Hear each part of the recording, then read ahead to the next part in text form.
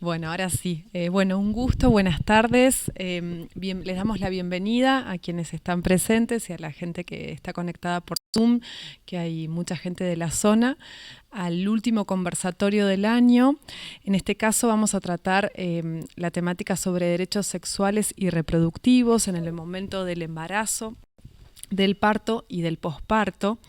Como siempre decimos, desde el Instituto de Derecho de la Salud abordamos las distintas temáticas desde una mirada interdisciplinar, porque creemos que cualquier derecho relacionado al trabajo nuestro necesita una mirada desde los distintos actores. Así que bueno, me toca presentar a quienes hoy nos acompañan en la mesa, que muy amablemente desde un comienzo, cuando les dijimos de armar este último encuentro, nos dijeron que sí, sin dudarlo. Así que la verdad que un honor.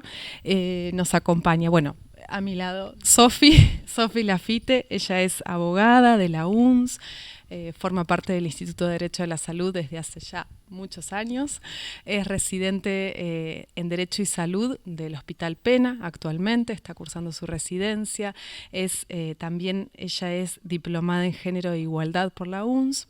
Y bueno, y también aquí tenemos a Daniela Gastaldi. Ella es licenciada en Psicología, especialista en Psicología Perinatal, directora del Instituto de Educación Interdisciplinario a Distancia, Psicología Perinatal Argentina, terapeuta y supervisora clínica, docente universitaria de posgrado en diversas instituciones dentro y fuera del país, y es capacitadora de instituciones de salud y educación, miembro de varias asociaciones académico-científicas y conferencista. Y también necesariamente nos acompaña la licenciada en obstetricia y ayudante de la carrera en obstetricia de la UNS, Agostina Dorschi. ¿Cómo se pronuncia? Dorisch, perdón.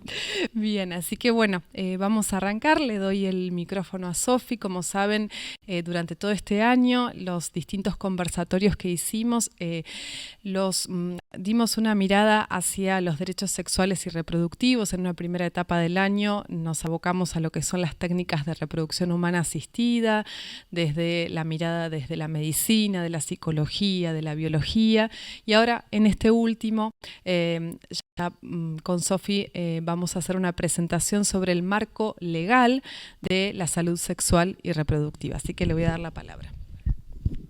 Bueno, buenas tardes. Gracias a quienes están presencialmente y a quienes están por Zoom.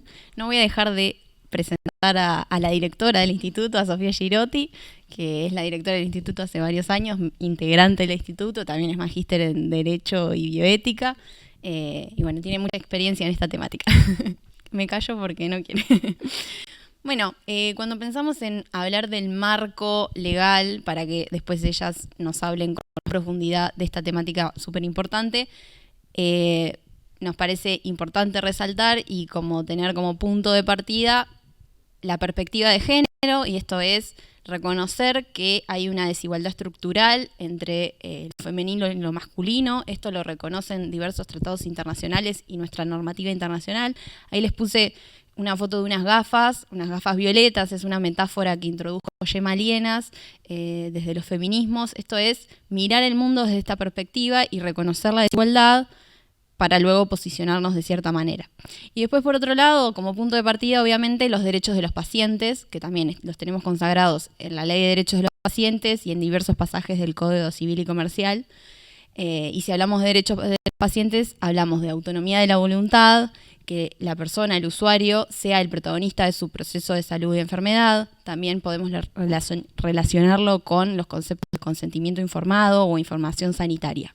Desde ahí creemos que tenemos que partir si vamos a hablar de derechos sexuales y reproductivos, y no reproductivos. Si hablamos de derechos sexuales, estamos hablando de el derecho a disfrutar una vida sexual libre, satisfactoria y libre también de violencia y riesgos. Y si hablamos de derechos reproductivos, nos referimos a la posibilidad de libremente elegir si tener hijos o no tenerlos, y si decidimos tenerlos, ¿cómo? Estos dos derechos son derechos humanos consagrados en la CEDAW, una convención muy importante de 1979, una convención sobre la eliminación de todas las formas de discriminación contra la mujer que nuestro país ratificó y tiene jerarquía constitucional. En esta constitución se le da carácter de derechos humanos a los derechos sexuales, reproductivos y no reproductivos. En el plano internacional también tenemos otra convención, que es la Convención Interamericana para prevenir, sancionar y erradicar la violencia contra la mujer, la Belém do Pará, de 1994. También muy importante y muy conocida, que nos da un marco normativo para ejercer estos derechos. También tenemos otra normativa internacional bastante importante, que es la Recomendación General número 35 de la ONU, que acá la recomendación, y acá les leo textual, dice que las violaciones de la salud y los derechos sexuales y reproductivos de la mujer son formas de violencia por razón de género. Según las circunstancias, pueden constituir tortura o trato cruel, inhumano o degradante. Así que el ordenamiento jurídico internacional nos da cierto respaldo para considerar violencia cuando se están avasallando los derechos sexuales, reproductivos y no reproductivos. El pase. Bueno, entonces para continuar, nos pareció importante hacer un camino, un recorrido de qué legislación tenemos a nivel nacional, en lo que lo dividimos entre derechos reproductivos y derechos no reproductivos según el tipo de legislación. Esta legislación que acá ven plasmada en esta filmina realmente nos da la pauta de una política activa del Estado en estos más de 20 años y de manera ininterrumpida en todo lo referido a los derechos sexuales y reproductivos. Y de manera continuada e ininterrumpida vemos que se han ido legislando diversas leyes que reconocen derechos de las familias, derechos de las personas gestantes, de las mujeres gestantes, en distintas fases y que hacen a reconocer al ser humano en su faz reproductiva y como de base, hablando de los derechos del paciente, bajando a derechos sexuales y reproductivos, en un segundo escalón, diríamos. Como primer ley tenemos que mencionar la del año 2002, que establece diríamos, el marco general, que es el Programa Nacional de Salud Sexual y Procreación Responsable. A partir de esta ley, ahora en la siguiente filmina vamos a ver, que podemos ver discurrir todo el resto de las leyes. ¿Sí? Que en el resto de las leyes que se fueron legislando en esta materia se ven plasmados los objetivos de esta ley.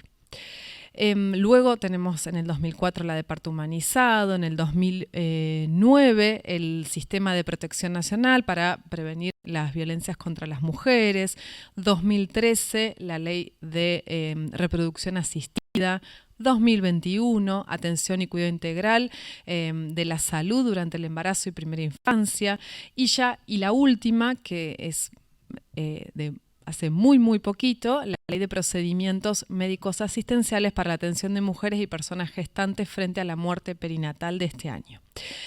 Si nos vamos a los derechos no reproductivos, que como bien decía Sofi, cuando hablamos de los derechos sexuales y del derecho a la reproducción, también tenemos consagrado a nivel internacional como un derecho humano el derecho a decidir no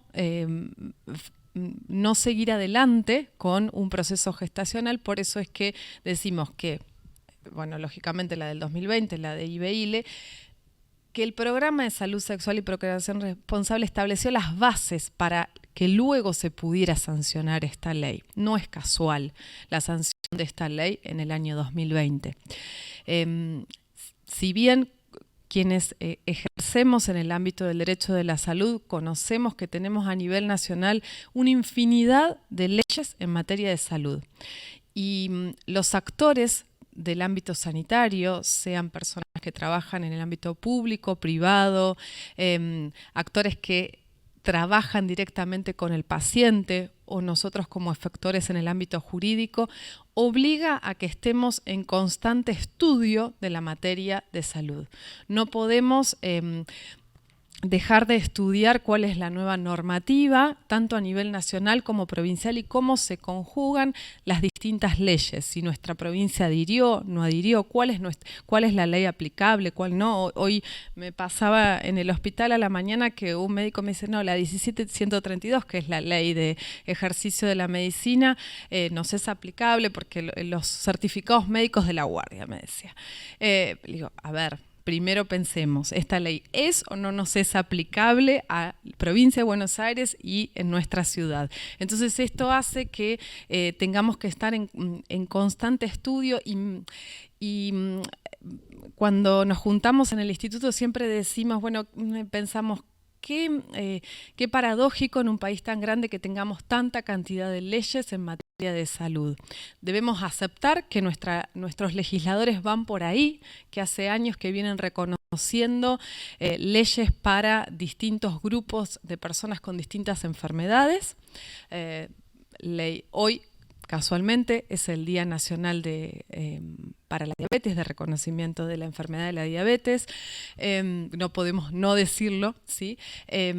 Entonces, tenemos que entender que nuestro país, hoy en día, hace ya más de 20 años, eligió esta forma de legislar. Y vuelvo al Programa Nacional de Salud Sexual y Procreación Responsable. Decía que los objetivos de este programa claramente los vemos plasmados en las distintas leyes que se fueron sancionando, como por ejemplo, garantizar a toda la población el acceso a la información, orientación, métodos, prestación de servicios referidos a la salud sexual, potenciar la participación femenina en la toma de decisiones relativas a la salud, prevenir embarazos no deseados. Todos estos objetivos, no tenemos que decir más que hoy ya los tenemos vistos en este camino recorrido de legislación vigente que tenemos a nivel nacional. Y claramente este camino legislativo hizo que se reconocieran los distintos tipos de familia y una nueva concepción de nuestra sociedad que se plasmó en nuestro nuevo Código Civil y Comercial del año 2015 y que las leyes de salud sexual y reproductiva hicieron que se reconozcan los distintos tipos de familia. Desde el lenguaje que se utilizan en las sentencias y desde el lenguaje que se utilizan en las leyes se van reconociendo los distintos tipos de familia. Entonces, para avanzar, con Sofi vamos a hablar de dos leyes en particular. En primer lugar, vamos a hablar del concepto de violencia obstétrica que está establecido en la Ley Nacional, la 26485, sobre protección contra las violencias contra las mujeres y entre los distintos tipos de violencia que define a la violencia obstétrica como aquella que ejerce el personal de salud sobre el cuerpo y los procesos reproductivos de las mujeres, expresada en un trato deshumanizado, un abuso de medicalización y patologización de los procesos naturales. Recién antes de comenzar la charla estábamos un poco charlando del quehacer diario en las instituciones de salud y decíamos que de la experiencia profesional que nos toca vivir en los hospitales, sean públicos o privados, que esto nos va llevando, así como decimos que hace 20 años que se sancionó la primera ley en materia de derechos sexuales y reproductivos, esto nos va llevando tiempo en camino a recorrer, en cambiar los paradigmas, así como cambiamos el paradigma paternalista de la atención de la salud, en esa atención tan desigual médico-paciente. También de a poco y como un paso a paso se van cambiando y estableciendo herramientas muy chiquitas y pequeñas en cada lugar para ir contra las prácticas de violencias obstétricas. Esta ley nacional, la 25929 de parto respetado, nuestra provincia de Buenos Aires adhirió en el año 2004, incorpora las distintas prácticas al PMO, pero lo que más nos importa resaltar es que podemos dividirla en tres grandes grupos de reconocimientos de derechos. Por un lado, los derechos de la persona gestante gestante. Si bien habla de toda mujer, o ya, como decíamos, el lenguaje es sumamente importante, entonces tenemos que hablar de personas gestantes. Luego establece un grupo de derechos de las personas recién nacidas y, por último, los derechos de los progenitores. Y no hace más reconocer los derechos de los pacientes en situación de embarazo, de trabajo de parto y de posparto, pero visualizados desde la óptica de la persona gestante, de la persona recién nacida y de los progenitores. Porque si los leemos, el derecho a ser informado, el primero de los derechos de los pacientes, de las intervenciones médicas que pudieran tener lugar durante este proceso, derecho a ser tratado con respeto, trato digno y respetuoso, nos dice la Ley de Derechos del Paciente, de un modo individual, personalizado, que le garantice intimidad, el derecho a la intimidad, a ser considerada en la situación respecto del proceso del nacimiento como una persona sana, de modo que facilite la participación como protagonista de su propio parto. Esto es, a elegir, el derecho a la autonomía. El derecho al parto natural, respetuoso de los tiempos biológicos y psicológicos, evitando prácticas invasivas y suministro de medicación cuando no están justificadas, a no ser sometidos a exámenes o intervenciones cuyo propósito sea la investigación, y esto nos habla de el consentir, participar en una investigación, a estar acompañado por una persona de su confianza. Cuánto, en particular en el hospital que trabajo, nos costó permitir este inciso que parece divino puesto, pero nos costó tanto poder hacer que en los procesos de cesáreas se permitiera que ingresara un acompañante, y un acompañante cualquier persona, no solo la pareja o el marido o la mujer.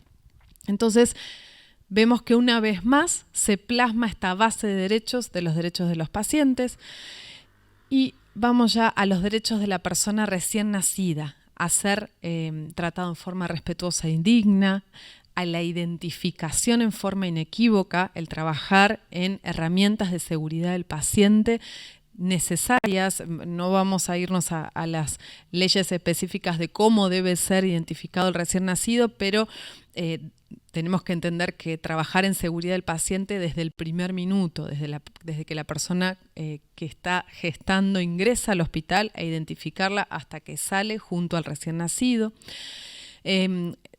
a no ser sometidos a ningún exámenes o intervención que su propósito sea investigación, nuevamente el consentimiento informado, a la internación conjunta con su madre en la sala y a que sus padres reciban adecuado asesoramiento e información sobre los cuidados. Es decir, nos parece interesante volver a esta mirada que nunca podemos trabajar el derecho de la salud si no lo abordamos desde las distintas leyes que están consagradas en nuestro país, como es en este caso Ley de Derechos de los Pacientes y esta ley que estamos trabajando. Y por último, los progenitores, que si bien habla de padre y madre, hoy ya no, esta ley ya quedó antigua, no podemos hablar de padre y madre porque un certificado de nacimiento ya no dice padre y madre, sino que dice progenitor, entonces deberíamos modificarla. Padre y madre de la persona recién nacida en situación de riesgo tienen los siguientes derechos. Nuevamente, y volvimos a repetir, información comprensible, suficiente y continuada, a tener acceso continuado a su hijo o hija mientras la situación clínica lo permita, a prestar el consentimiento manifestado por escrito para los exámenes o intervenciones que requiera someter y a que se facilite la lactancia materna. Y por último, nos interesa hacer mención a qué sucede si se incumplen las obligaciones que están a cargo, que recién mencionamos, que estos derechos que deben ser cumplidos por los efectores de salud en un todo, toda la institución, desde la persona de admisión, desde la persona que trabaja entregando el camarero, que trabaja entregando la comida, hasta cualquiera de los médicos o enfermeros. cualquiera de las personas puede incumplir esta legislación y por eso siempre tenemos que entender que estamos hablando de un equipo sanitario en conjunto. Y necesariamente todo el equipo tiene que saber y conocer esta legislación. Entonces, el incumplimiento de las obligaciones emergentes, sea por, repito, el equipo o obra social o empresa de medicina prepaga o cada uno de los profesionales en particular, va a ser considerado una falta grave en un proceso administrativo que se lleve adelante, es decir, ante una denuncia de una mujer, un hombre que haya pasado por este tipo de procesos, en el ámbito administrativo va a ser considerado una falta grave a los fines de la sanción que pueda tener el profesional, el trabajador o la institución o las obras sociales. Es aquí donde tenemos que puntualizar que no queda solo en una nómina, un catálogo de derechos, sino que tenemos posibilidad de accionar desde el derecho ante un incumplimiento, una violación de estos derechos, más allá, de manera independiente, a que iniciemos un proceso de responsabilidad civil, el conocido daños y perjuicios. ¿Sí? Así que, tengo una pregunta, ¿dónde se haría la denuncia, Sofi? Esto es en sede administrativa, ¿sí? Lo que vamos a hacer es iniciar un sumario. Está poniendo la filmina. Lo que se inicia. Hay varias vías administrativas, pero ya que está, ya lo decimos. Ministerio de Salud de Provincia de Buenos Aires, Dirección de Equidad y Género. Ahí les dejamos el número de la línea de asesoramiento a nivel nacional, ¿sí? Y en sede administrativa, o sea, si estamos dentro de una institución sanitaria pública, vamos a iniciar un sumario, ¿sí? Que este sumario puede iniciar desde un libro de quejas común y corriente. Si tenemos un servicio de atención al usuario, lo puede iniciar el propio paciente, ¿sí? O puede ser interno, de que un profesional lo inicie ante el conocer que otro profesional violentó la ley, cualquiera de estas leyes que estuvimos mencionando. Y ahí también un paciente puede hacer, lo que no quiero dejar de mencionar, ante la Defensoría del Pueblo, ¿sí? Que esto es a nivel provincial, en nuestro caso va a ser a nivel provincial, la Defensoría del Pueblo provincial. Si es una situación de un acto discriminatorio, vamos a hacer la denuncia ante, lógicamente, el INADI.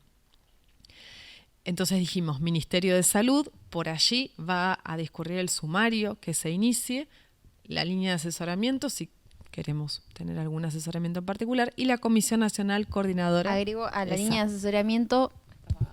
No, está bien. La línea de asesoramiento sirve para asesorar, es la CREA, este plan nacional que se creó en el 2002 de salud sexual y procreación responsable, y también recibe denuncias y luego inicia procedimientos, si es en nación, administrativos, si es en provincia y demás, también recibe denuncias y inicia procedimientos. Me tocó recibir algunas, por eso lo sé. Exacto, así que esas serían las vías, y el sumario que lo iniciemos desde la institución sanitaria o que se inicie desde el ministerio mismo, va a correr con alguna de las sanciones propias de la ley provincial, si es un empleado provincial del ámbito público, las sanciones propias, pero bueno, no nos vamos a meter ahí en las sanciones a las que se puede llegar. Y si nos vamos a la vía judicial, lógicamente tenemos la acción civil de daños y perjuicios, ¿sí? Por violencia obstétrica y también por mala praxis, si es que vemos que están plasmados los elementos de la responsabilidad civil, donde vamos a obtener una indemnización económica, ¿sí? Y por otro lado podemos iniciar una acción penal, y esto es como uno de los delitos tipificados, lesiones u homicidio. En ese punto, ciertas organizaciones que luchan por que se reconozcan los derechos en relación a la violencia obstétrica y demás, es como una crítica que se hace a la ley, es que no se puede denunciar directamente en el ámbito penal por violencia de género o en los juzgados de familia porque no hay violencia familiar. Entonces, bueno, tiene que haber o una lesión o un homicidio para poder ir al fuero penal, y que muchas veces lo que se busca es esta reparación en el fuero penal y no interesa el dinero. En Córdoba, por ejemplo, después les trajimos un caso, hubo un fallo bastante paradigmático. Ellos tienen los juzgados especializados en familia y violencia de género, entonces directamente se puede denunciar por violencia de género no buscando ninguna indemnización económica, que es algo que por ahí tenemos como cuenta pendiente en Provincia de Buenos Aires. Exacto. Y no, lo que iba a agregar es que ambas acciones, sea que iniciemos la acción civil y penal, pueden tramitar de manera paralela, ¿sí? Para aquellos que no son del ámbito del derecho, ¿sí? Es importante que sepan que podemos iniciar la denuncia en el ámbito penal y también, y en paralelo, que esté tramitando ya o iniciarlo después en el ámbito civil, ¿sí? Después, cómo conjugan las sentencias de uno y otra ya sería como mucha info. Pero entonces, para dividir, que quede bien claro, tenemos toda la parte administrativa, que no necesariamente tenemos que tener finalizada la etapa administrativa con alguna sanción en los sumarios que iniciemos para iniciar cualquiera de las dos vías en sede judicial. Eso es re importante, ¿sí? Porque puedes seguir tramitando. Los procesos sumarios tardan mucho tiempo, como se tarda en la justicia, y podemos tener las tres vías de acción en paralelo. Así que vamos a pasar.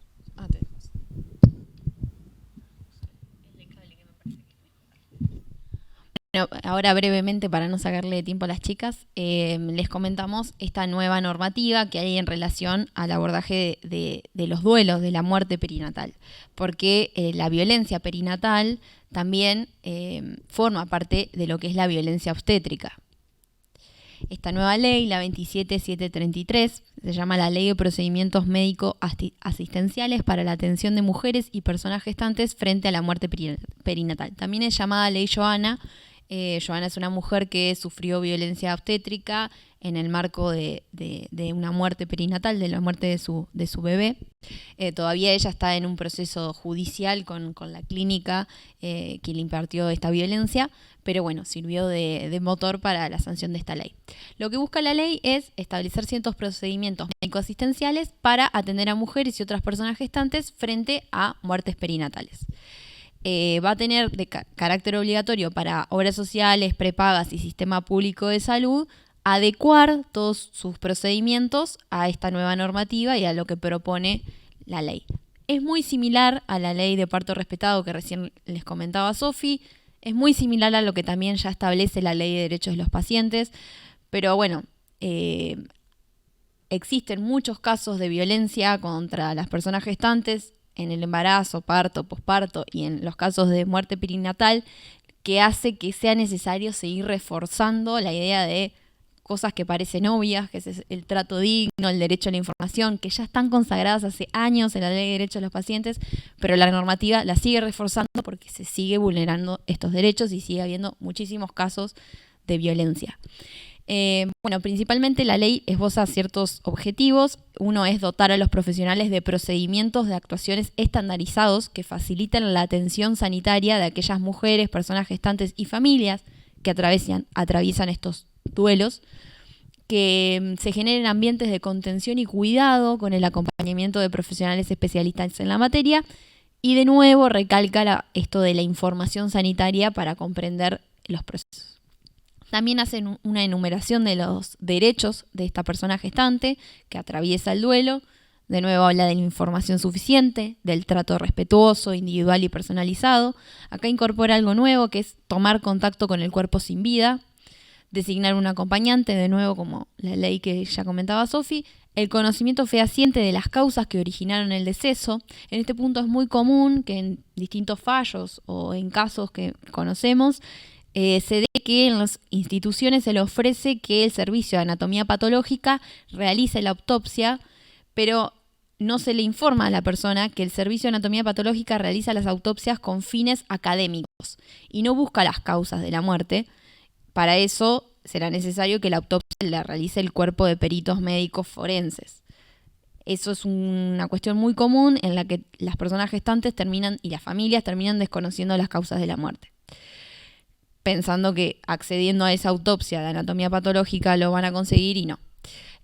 También habla de la internación en un servicio que garantice un espacio individualizado y adecuado para la persona, o sea, un servicio distinto al servicio de maternidad, que esa persona no esté escuchando el llanto de otros bebés que sí nacieron. También habla de los tratamientos médicos psicológicos post-internación, como un derecho para estas personas. Bueno, también manda a la autoridad de aplicación de la ley a elaborar un protocolo de atención del equipo de salud frente a estas situaciones y a evaluar las acciones que van implementando las distintas instituciones y también realizar distintas campañas de sensibilización periódicas sobre esta temática. De nuevo incorpora esto, cuestión que comentaba Sofi, que ante el incumplimiento, tanto obras sociales, prepagas, sistemas públicos de salud y personal van a incurrir en falta grave si estamos en ámbito administrativo y también pueden ser pasibles de responsabilidad civil o penal. Bueno, esto brevemente les trajimos acá dos fallos, uno nacional y otro de la Corte Interamericana de Derechos Humanos, para, nada, no quiero robarles tanto tiempo a las chicas, pero bueno, para comentarles que hay jurisprudencia al respecto, que estas leyes han otorgado derechos, que ha habido situaciones de vulneración de los mismos y que estas mujeres han recurrido a la justicia. Tenemos un caso paradigmático, el fallo Clínica del Sol, es del año 2021, es de Córdoba. Allá, bueno, como recién les comentaba, hay juzgados especializados en niñez, adolescencia, violencia familiar y género. Entonces, esta mujer que sufrió un episodio de violencia cuando perdió a su bebé de 23 semanas, recurrió a la justicia, hizo una demanda de violencia de género y logró una sentencia favorable.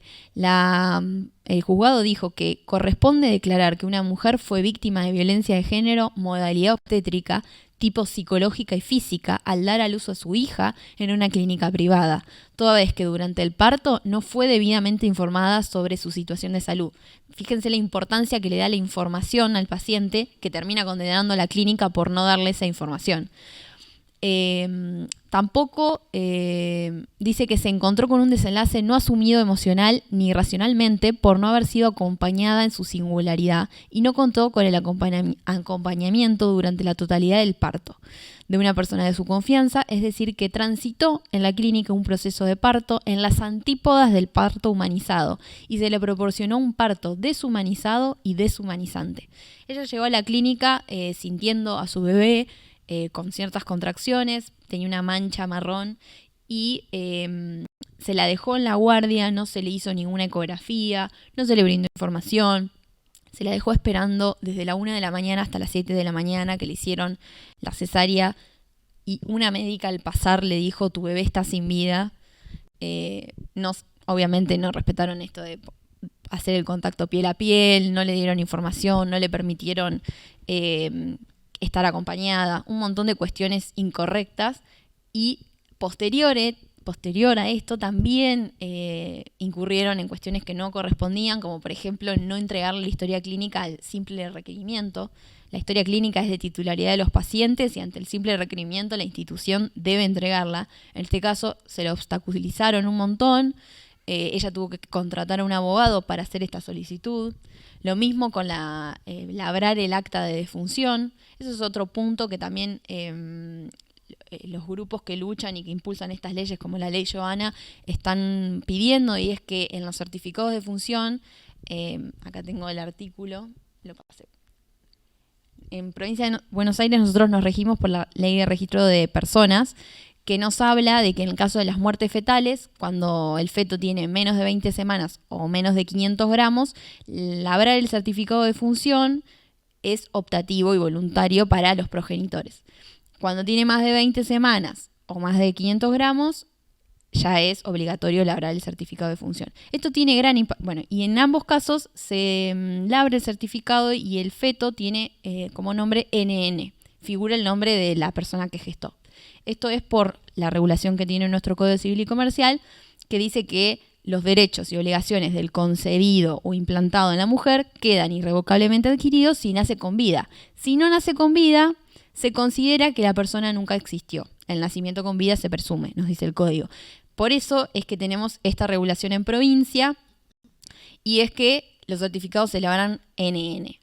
Ahora se está... los grupos de personas que luchan por el reconocimiento de estos derechos pretenden que tengan un nombre, aunque sea simbólico, para atravesar el duelo. Bueno, ya ustedes nos comentarán mejor, para reconocido, que en el certificado esté reconocido este nombre. Bueno, en este caso ni siquiera le querían labrar el certificado ni como NN, que también fue una grave violación. Bueno, además de otras cuestiones como que la médica que la trató durante todo el embarazo facturó la cesárea y no estuvo presente en la cesárea. Bueno, ahí en la sentencia se ofició al Colegio de Médicos para que intervenga el Tribunal de Ética. Se le impuso a la clínica que haga un protocolo para asistir las muertas perinatales, que le brinda atención psicológica a esta mujer y se le dio intervención a organismos nacionales para tratar la temática y también se ofició el registro de las personas para que se inscriba la defunción fetal y esta mujer le pueda dar una sepultura a su bebé.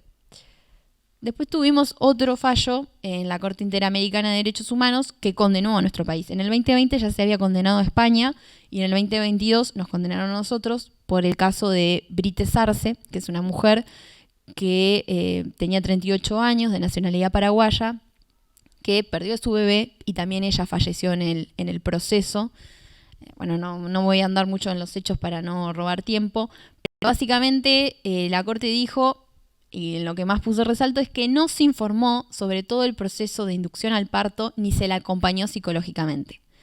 Tampoco se demostró que se hubiera proporcionado información o recomendaciones específicas durante el embarazo, porque ya tenía antecedentes de preeclampsia, se trató el embarazo como de bajo riesgo, bueno, un montón de cuestiones, pero me pareció importante hacer foco en esto. Se condenó al Estado argentino porque tampoco se le brindó información en todo el proceso, no solo por la muerte de ella y del bebé, sino porque cómo se abordó, cómo el equipo abordó todo ese proceso. Y en este caso tampoco se pudo saber la causa de muerte de ella y del bebé porque la autopsia no se hizo inmediatamente. Y bueno, también obviamente se condenó al Estado argentino porque el caso, los hechos fueron de 1992 y recién llegó a la Corte Interamericana en 2022, o sea, ese retardo fue afectando a la integridad de los hijos de esta mujer que falleció en el 92. Bueno, ese era un poco el panorama legal que les queríamos comentar. Ahora los dejamos con las chicas. Perdón, para finalizar, estos dos fallos, más que nada el de Córdoba, el de Clínica del Sol, claramente son fallos, los que llamamos fallos escuela, donde a partir de este fallo, fíjense cómo la justicia hace escuela y busca que en este caso una clínica particular, pero ojalá que ante la lectura de este fallo tengamos muchas instituciones de salud que cambien sus protocolos, que empiecen a modificar conductas que se vienen realizando hace años y realmente es donde decimos, bueno, la legislación sirve, la justicia sirve para cambiar conductas, son fallos de escuela y para aquellos que no son del derecho, el Sistema Interamericano de Derechos Humanos, la Corte Interamericana de Derechos Humanos es el máximo organismo a nivel derechos humanos en el ámbito jurisdiccional, donde solamente se hacen denuncias contra los estados, siempre van a ver el apellido, el nombre de una persona contra otro estado, contra un estado. Hay fallos contra Brasil, contra Ecuador, contra Costa Rica y por más que nosotros no hayamos participado, no hayamos sido parte litigante, no son vinculantes porque formamos parte del Sistema Interamericano de Derechos Humanos. Esto por ahí para hacer la salvedad a aquellos que los fallos no de la Corte Interamericana son norma para nuestro país porque adherimos al Tratado Internacional. Muchas gracias.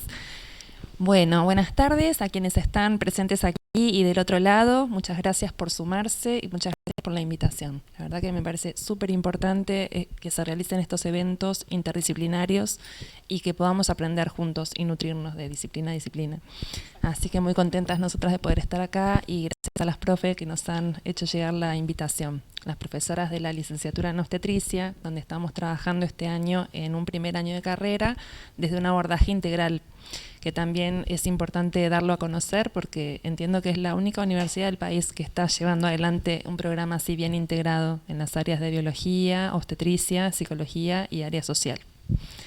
Bueno, nosotras venimos a hablar un poco a continuación de todo este marco legal que ustedes presentaron, de qué sucede y cómo debería ser el acompañamiento psicológico, emocional, obstétrico en todo este periodo perinatal. Perinatal hace referencia a lo que rodea el nacimiento. lo que está antes, durante y después, que es un tiempo de la vida sumamente importante que deja mucha impronta a nivel emocional, psicológico en quienes lo transitan. Por eso es tan importante que todas estas leyes se apliquen. Por suerte las tenemos, ahora hace falta profundizar para que realmente se las aplique. Queremos conversar un poquito, bueno, ya que les había puesto leyes que amparan, obviamente las mencionaron. Si quisiera reforzar que también no se ve. ¿Qué habrá pasado? No, pero nada se ve. Es un hermoso autóntico. Está en PDF. Capaz que por eso. Claro, el fondo de pantalla. Acá hay internet. Sí, lo tendré que poner. Si lo podríamos abrir desde Canvas. Ahí va. Si no, si ponemos internet, buscas la audio. Claro. Y acá hay realidad. Bueno, ojalá podamos mostrarla porque hicimos una hermosa presentación. Lo visual contribuye también a dejar ideas. Bueno, mientras les cuento que en mi caso yo soy psicóloga perinatal, seguramente muchos no han escuchado hablar de esto porque es una especialidad nueva que trabaja para acompañar a las personas gestantes en todo el tránsito, el periodo que va desde el antes hacia el después, acompañando las búsquedas de embarazo, las interrupciones de embarazo, los desafíos reproductivos, que hoy también hay mucho de eso, el atravesamiento por los partos, la preparación para los partos, el posparto, los duelos, ni que hablar, mucho por hacer en estos temas de acompañamiento. Bueno, como psicóloga sí quería referirme a que también contamos con leyes que amparan la salud mental y que son las que, desgraciadamente, muchas veces son dejadas de lado porque estamos reunidos para hablar de salud y la salud es una, pero todavía venimos arrastrando un paradigma antiguo en donde se pone más el foco en la parte física que en la integración que somos como persona. Entonces, todavía cuesta que se entienda en los abordajes que realmente deben ser integrales. Se habla muchísimo de abordajes integrales y de hecho todas estas leyes así lo prevén, que deben ser integrales. Pero yo les pregunto a ustedes cuántas veces han ido a CAPS o maternidades, hospitales, han necesitado algún profesional de la psicología y lo han encontrado. Porque si pensamos sobre todo en este campo, el área perinatal tradicionalmente, históricamente, ha estado en manos de profesionales más ligados a lo biológico. Entonces en todos los hospitales hay muchos médicos, muchos profesionales de enfermería, licenciadas en obstetricia, profesionales de trabajo social, de un montón de disciplinas y escasean del área psicológica. Como que siempre la salud emocional es la que es dejada de lado y realmente tiene alto impacto en la salud toda. Por eso realmente es importante que también se la considere y que cumplir con todas estas leyes implica el trabajo en equipos interdisciplinarios. Interdisciplinarios implica muchas disciplinas trabajando juntos, codo a codo, en trabajos en equipo. Bueno, y pensaba también cuando las escuchaba qué importante sería contar con licencias más prolongadas de maternidad, porque ese es otro tema que también trae mucho sufrimiento a la familia que tienen tan pocos días de licencia.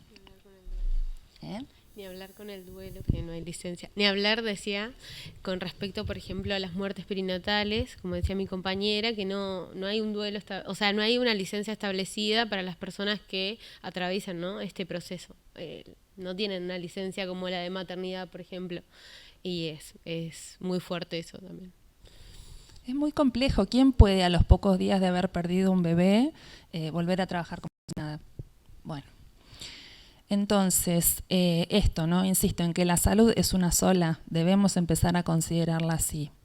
Perdón que te corte, Sí. en cuanto a las licencias, por ejemplo, hoy en día que ya hay muchos procesos a nivel nacional de lo que es gestación por sustitución, si bien no tenemos una legislación específica, pero por vía judicial ya vamos, te diría más de 100 a nivel nacional seguro, más la gente que lo hace a nivel internacional y vuelven al país ya con el niño. No tenemos una legislación sobre las licencias laborales tanto para la persona gestante como para los progenitores. Entonces ahí nos vemos también en una laguna del derecho. Bien. Bueno, tenemos que seguir trabajando. Esto que les traigo acá es del año 2017, una campaña que comenzó en España, se la llamó Campaña por la Salud Mental Materna. Es una campaña que año a año da vuelta al mundo en el mes de mayo, porque lo que procura es que el primer miércoles de mayo se lo reconozca como el Día de la Salud Mental Materna. Se empezó por acá para mostrar que realmente embarazarse y transitar todos estos procesos afecta muchas veces la salud emocional de las mujeres, de las personas que gestan, y que esto no está siendo contemplado. Este gráfico es de España. Yo estoy convencida que en nuestro país el porcentaje es mucho mayor porque la salud mental va muy ligada a lo social y económico y la verdad que no estamos como en España. Así que si allá indican que 2 de cada 10 mujeres presentarán algún problema relacionado a su salud mental durante el parto o en el posparto, acá debe ser mucho mayor, lo que pasa es que no tenemos estadísticas. El 75% de esas personas no es diagnosticada, no recibe el tratamiento que requiere. Imaginen, ¿sí? 2 de cada 10, para decir un número bajo, el 75% de ellas no es diagnosticada ni recibe tratamiento, estamos en problemas. Porque cuando estamos gestando vida, estamos dando el origen de la salud toda de esa persona por venir. Y si su madre o la persona que lo gestó presenta problemas de salud mental, obviamente que ese ser en gestación también va a acarrearlos porque no está siendo criado en condiciones óptimas. Entonces, decimos que el cuidado de la salud mental todavía no está siendo considerado y mucho menos el de la salud mental perinatal. Durante mucho tiempo se creyó que los bebés, por ejemplo, no sentían, no tenían memoria, no causaba un impacto en su salud futura lo que acontecía en este primer tiempo de la vida. Cada vez hay más evidencia científica que indica que sí. Entonces, la salud mental perinatal, y cuando digo esto me refiero al bebé por nacer o nacido, a la persona que lo gestó, a la pareja, a la familia en general y a los profesionales que acompañan todos estos procesos. Eso es la salud mental perinatal. Todavía no está siendo comprendida y no está siendo implementada como se debe en los servicios de salud. Yo decía, por ejemplo, si pensamos en un hospital con muchos servicios, capaz que con suerte tengan psicología como servicio aislado, pero no integrando todos los servicios de ginecología, obstetricia, maternidad, neonatología. A veces hay en neonatología algún profesional de la psicología, en algunos hospitales hay alguno que va una vez por semana un rato, y eso claramente no alcanza. La Organización Mundial de la Salud el año pasado presentó una guía para solicitar que en los servicios materno-infantiles se integre un servicio de salud mental perinatal. Esto lo pide expresamente, indicando que los entornos donde las familias tienen sus bebés y transitan estos periodos necesitan ser seguros, las personas necesitan sentirse amparadas, acompañadas, por supuesto, y con intervenciones que sean adaptadas a sus necesidades. Por ejemplo, ahora estamos transitando la semana de la prematurez. Entonces, todos los años hay un lema que busca visibilizar algún derecho. El de este año indica que el acceso al área de neo debe ser irrestricto para las familias, ¿no? Que deben poder sentirse como en casa, que deben capacitarse a esas familias para que sepan cómo cuidar de sus bebés, que en el mejor de los casos van a poder llevarse a sus casas y entonces no sentirse una visita. Y esto, desgraciadamente, todavía es así en muchísimos lugares.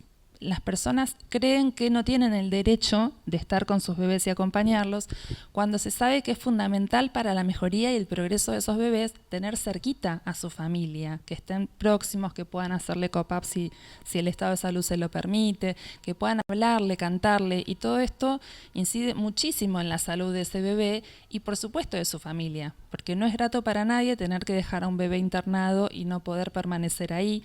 Tampoco hay muchos hospitales que cuenten con residencia para que su mamá o la familia pueda permanecer allí. Entonces, lo que dice la OMS es esto, que debe integrarse la salud mental perinatal en todos los espacios materno-infantiles. Y si pensamos esto, ¿qué lugares serían muy importantes que estén cubiertos desde lo psicológico? Bueno, por supuesto que los centros de atención primaria, en muchos cuentan con psicología, no con psicólogos especializados en este campo perinatal, y esto es importante porque es allí donde se realizan los seguimientos o el cuidado prenatal, la conserjería, y muchas veces se requiere que haya psicólogos colaborando con las licenciadas en obstetricia o con los ginecólogos que llevan adelante el seguimiento del embarazo, y es donde también se hacen los controles del niño sano. Entonces, el control del niño sano muchas veces es llevado a cabo, por ejemplo, por pediatras que están más formados para mirar el crecimiento dentro de los parámetros físicos, pero no para hacer una evaluación del desarrollo psicológico emocional. En ese sentido, sería muy importante que también hayan psicólogos perinatales que pueden ir dándose cuenta de cómo está dándose el desarrollo psicológico, y esto es súper importante, porque se puede detectar, por ejemplo, un bebé que esté replegado o que no esté pudiendo conectar bien con su entorno, y esto puede darse, por ejemplo, porque su mamá esté con una depresión posparto, que es algo muy frecuente. Ese bebé va a dar indicios de repliegue que podrían derivar en un trastorno grave, y esto, un psicólogo que esté bien entrenado puede detectarlo rápidamente y hacer derivaciones oportunas, y es tiempo que no se puede perder, porque el primer año de vida es donde se sientan las bases de las patologías más graves a nivel mental. Una vez que se contrae una enfermedad grave, ya no tenemos chance porque no se revierte. Si son cuadros realmente graves, no revierten. Entonces, después vamos a tener que trabajar para tratar de solucionar lo que se pueda de lo que ya está hecho. Por eso es importante que en estos espacios realmente haya psicología y que los trabajos se elaboren en conjunto. Por supuesto que en todas las áreas de ginecología y obstetricia debería haber también, en las áreas de maternidad. Yo sinceramente no le veo sentido a que hayan psicólogos de neo, por ejemplo, pero no en maternidad. Es como que, listo, la persona, hasta acá llegamos, de acá para allá no tenés cobertura. Y bueno, siguiendo lo que ustedes decían, no estaríamos cumpliendo el parámetro legal. Creo que responde un poco a esa estructura patriarcal, ¿no? A los niños sí los cuidamos, pero a las personas gestantes no. Bueno, no importa. Como un poco el patriarcado y la diferencia de género también va por ahí, ¿no? A cuidar a los niños, pero a las mujeres las olvidamos. Un poco. Bueno, pediatría, por supuesto que es importante trabajar en conjunto con pediatría, y en los jardines maternales, que es donde muchas veces necesariamente deben quedar los niños, las niñas al cuidado de otras personas, es muy importante que esas personas también estén capacitadas. Bueno, estábamos hablando de paradigmas, ¿no? Venimos de un paradigma paternalista, donde el profesional de la salud era el que sabía, el que decía, el que indicaba qué era lo que se hacía, cómo se hacía y demás, y la persona no tenía protagonismo sobre su salud. Hoy por hoy se está trabajando en el Departamento de Ciencias de la Salud, de donde nosotras venimos, fuertemente en este nuevo paradigma, que es el de los cuidados centrados en las personas. Cuidados centrados en las personas es un paradigma que implica valorar la alianza terapéutica que se produce ahí entre el profesional, considerado también persona, al que también le suceden cosas en el contacto con ese paciente, con ese usuario, con ese consultante, donde es importante que haya una interacción y un trato humanizado y que se llegue a acuerdos. Es muy importante que se acuerde con el paciente el tratamiento a seguir, cuáles son las expectativas que tiene esa persona, qué está dispuesto a hacer y qué no. Entonces volvemos acá con esto de la información, los consentimientos realmente informados y demás. ¿Por qué es importante trabajar desde este paradigma? Bueno, como decía hace un rato, porque la salud es una sola, porque se requiere de abordajes integrales, porque el psiquismo se construye. Nosotros no nacemos con el psiquismo armado. El psiquismo se va a ir construyendo siempre en función de los vínculos que tengamos en casa, principalmente. Entonces, como se arma en función de los vínculos, esos vínculos tempranos realmente son importantes porque son los que sientan las bases de nuestra salud. Yo siempre pongo el ejemplo de un edificio. Si el edificio tiene buenos cimientos, podemos ahí poner ladrillos y armar paredes sólidas donde colocar después un techo. Si las bases no son sólidas, si son endebles y tienen realmente complicaciones, el edificio de la personalidad va a presentar serios problemas y se va a venir abajo al primer viento. Entonces, realmente es fundamental cuidar el origen de la vida y todas las experiencias que allí acontecen dejan su impronta tanto en el bebé, que sí va a tener un registro, una memoria corporal, como en su familia. Hoy, por ejemplo, yo hice un posteo respecto de la semana de la prematurez. Una señora me dice, te agradezco mucho el posteo. Yo hablaba de la importancia de que haya psicología y cobertura en todas las neo. Y cuenta, yo hace 12 años tuve un hijo prematuro, no conté con ningún tipo de ayuda y al día de hoy tengo marcas y secuelas que hubiera agradecido contar con apoyo. Y esto lo vemos permanentemente. Yo muchas veces recibo pacientes que vienen quizás por cualquier otro tema y cuando surge cómo fue el nacimiento de sus bebés y si han tenido prematurez, ahí es como destapar una olla donde empieza a salir mucho dolor acumulado, donde ha habido un duelo enquistado, donde no se pudo escuchar ni alojar nada de eso en su momento, y por eso insisto en lo importante que es que en el momento se pueda trabajar, porque cuando podemos alojar el dolor in situ, ayudamos a correr esas piedras del camino y a que nada de esto se instale. Entonces actuamos de manera preventiva. Yo quiero dejar esta idea, porque realmente todo lo que sucede ahí deja impronta, porque no es cualquier cosa que la gente tenga hijos o hijas, ¿no? No es cualquier cosa de la vida, no es comprarse un auto, es una persona que traemos al mundo con los mejores deseos y para eso se necesita de mucha ayuda y de no sufrir violencia y de no sufrir maltrato, de ser aconsejados y acompañados. Entonces tenemos un rol realmente importante quienes trabajamos en salud y en el derecho. Ellas se explayaron bastante en lo que es la violencia obstétrica, así que yo no quiero aburrir, pero sí decir que la Organización Mundial de la Salud dice que esto es un problema de salud pública y de derechos humanos, que la gente merece buenos tratos. Y para prevenir y erradicar este tipo de maltrato, es fundamental que en los centros de salud se trabaje desde la atención respetuosa como paradigma. Y otra cuestión que yo quería decir, que también tenemos leyes que hablan de la comunicación de los diagnósticos adversos. Esto es súper importante que lo sepamos, que no da lo mismo de una manera que de otra, y que hoy por hoy, si trabajamos en salud, no es optativo, si yo soy piola, soy gauchito y soy más o menos empático o le pongo onda. No es optativo, esto hace a nuestras profesiones. Tenemos que capacitarnos en ver cómo comunicar, porque la manera en que comunicamos incide en lo que estamos comunicando. Entonces, si tenemos una noticia para dar, en todo caso, que lo que disguste o angustie sea la noticia en sí y no la forma en que la transmitimos. Esto es súper importante.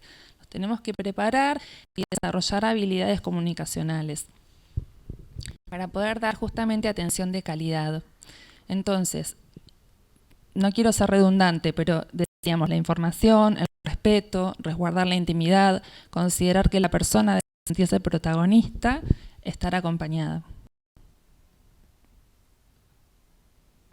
Respecto de la violencia obstétrica, se la suele ligar al tiempo del parto o a veces en el posparto, pero en verdad la violencia obstétrica podemos verla en cualquier momento o periodo, puede ser durante el embarazo, ni que hablar en las situaciones de interrupción de embarazo, ¿sí? Se observa mucho esto, entonces también es importante para personas del ámbito de la abogacía que lo tengan presente, no es solo a lo largo del parto. La violencia muchas veces deja secuelas que no se ven como trauma físico, pero sí a nivel psicológico. Entonces, realmente afecta muchísimo a la persona y a su familia. Hay violencias sutiles inclusive, que cuando tenemos violencia obstétrica está como esta leyenda de pujá, no seas maricona, si te gustó hacerlo, ahora bancatela. Bueno, eso es como lo más brutal, no lo más brutal, pero es como bastante feo. También hay violencias sutiles. decirle a una persona, te portaste bien, quizás no suena gran cosa, pero ¿qué le estamos queriendo decir con te portaste bien? ¿Qué tenía que hacer? Estar calladita, hacer caso de lo que se le dice. Esto para la persona también puede ser algo violento, porque no es un objeto. A ver, si pretendemos que la persona esté ahí callada, que no grite, que no llore, que no pida, que no se queje, no es un objeto. Es una persona que posiblemente esté asustada, que posiblemente esté dolorida, que esté con temor de que la cosa salga bien. Entonces, no es un objeto. No podemos decirle si te portaste de tal o cual manera, porque realmente va a hacer lo mejor que pueda. Callate y pujá, es la frase que quería mencionar. Bueno, seleccionamos algunas imágenes como esta, por ejemplo, si hablábamos de la necesidad de intimidad, ¿no? Realmente es un momento que requiere de intimidad. Ir a parir, yo siempre lo comparo con tener relaciones sexuales, salvo que seamos muy exhibicionistas. Mayormente necesitamos estar en un ambiente de intimidad para poder desarrollar el acto. Y dilatar tiene mucho que ver con estar tranquila, en un estado especial de conciencia, con sentirse segura, y nada de esto puede darse si tenemos ahí un cúmulo de personas dando vuelta o diciendo cosas que no hacen bien. No sé si se alcanza a leer. Sí, tienen grande. Bueno, dice, no sabes pujar, no sabe pujar, le decía el compañero, es como hacer caca. ¿No sabes hacer caca vos? Tranquilízate o te vamos a atar. Yo tuve 3 y no grité como vos. No es para tanto. La madre, más que ayudar, molesta. Cálmate o se te va a morir adentro. Ahora mando yo. Este bebé no quiere bajar. A cuchillo. Y mirando la hora. O sea, esto realmente es tremendo. ¿Quién podría parir? ¿Quién podría dilatar en una situación así? ¿Y quién podría no quedar traumatizada después de vivir eso? Entonces, yo acá escuetamente les menciono algunas de las alteraciones emocionales que deja la violencia obstétrica. Por supuesto que el estrés, la ansiedad, la depresión, eso como mínimo. Cambios en el autoconcepto, se afecta la autoestima, sentimientos de soledad, porque algo que también sucede mucho es, supongamos que el bebé nació y nació bien, ¿qué se le suele decir a esa persona? Tenés un bebé hermoso, ya está, olvídate, ya pasó, fue un mal trago. Y la persona queda sola con toda esta sensación de haberlo pasado horrible y sentirse inentendida, porque nadie quiere escuchar lo mal que la pasó. Entonces, esto obviamente que va a requerir de ayuda psicológica y obviamente que sería muy importante contar con ayuda donde pare. Y después, si vamos a pensar en trastornos psicopatológicos, depresión postparto es una gran posibilidad después de esto, estrés postraumático. El estrés postraumático tiene que ver con flashbacks que se aparecen y la persona revive el momento traumático. Esto puede pasarle durante el día, durante la noche, afectarle el sueño y demás. Entonces, yo invito a que pensemos cómo podría alguien en esta situación ocuparse de un bebé. Es una persona que está continuamente reviviendo el episodio. Y tocofobia es otra de las grandes posibilidades que tiene que ver con fobia al parto, no querer volver a pasar por eso. Entonces muchas veces lo que se afecta es la sexualidad. Hay gente que directamente ya no quiere tener relaciones porque tiene pánico de volver a embarazarse, por el pánico que le genera volver a transitar una situación así. Entonces fíjense cómo se afecta la vida de estas personas muy seriamente. Y por supuesto que el bebé también se ve afectado, porque cuando este es el entorno en el que vive, ¿quién puede ocuparse bien de él? Se afecta a la lactancia. La lactancia, como somos un todo, tiene tanto que ver con lo emocional y con cómo esa persona se siente, que muchas veces se ve afectada la lactancia y el vínculo. Se afecta a la pareja. La pareja muchas veces no entiende el grado de malestar que puede tener la persona. Se afecta a la sexualidad en general. Por eso es importante desterrar estos tratos. Y voy a dar paso a mi compañera. Si me corráis porque no veo. No, está bien. Bueno, y siguiendo un poco con lo que decía Dani, por ejemplo, hoy hablando de la violencia sutil, justo hoy estaba trabajando en la unidad sanitaria y tenía una usuaria que estaba muy angustiada y movilizada por una detención precoz del embarazo, ¿no? Un embarazo muy chiquito, pero ella estaba muy angustiada. Y hablábamos de esto, ¿no? De que, bueno, yo le sugería, bueno, poder transitar el duelo tranquila, que lo que está sintiendo está bien, que es válido y que no permita o que trate de estar tranquila y que no permita que nadie por ahí subestime lo que siente, no importa la edad gestacional. Y hablando de esto, ¿no? De lo sutil, dice que contaba y le marcó mucho que la cuñada le decía, bueno, por algo fue. O sea, y el suegro le decía, bueno, pero ya está. O sea, era un embarazo chiquito, ya está. Y cómo marca, ¿no? Y cómo marcan las palabras. Entonces, nosotros, como profesionales de salud, podemos hacer un montón, pero de última lo sabemos. O sea, la importancia de concientizar sobre esto, ¿no? Sobre concientizar a toda la población, por lo que podemos llegar a generar con esas palabras. Bueno, después, ¿cómo prevenir esta violencia, no?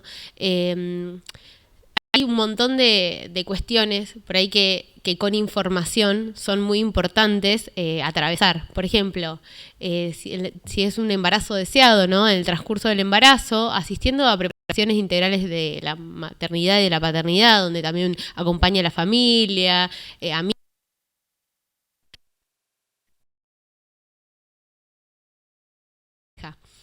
Hay que ser consciente y de calidad, ¿sí? O sea, una de las cosas por ahí que remarcamos es que hay un montón de tipos de preparaciones integrales y lo importante es que estén dirigidas o coordinadas por profesionales capacitados, ¿no? Siempre decimos licenciados en obstetricia, licenciados, médicos, y que sean integrales, como decíamos con Dani, que estén profesionales de psicología, de neonatología, enfermeros, que expliquen distintos temas, ¿sí? Pero esto es importante por ahí sin meternos en tema, a veces hay un montón de este tipo de preparaciones que por ahí no están enfocadas desde lo profesional y a veces pueden llegar a generar un daño, ¿sí? Más que nada por el conocimiento que se tiene.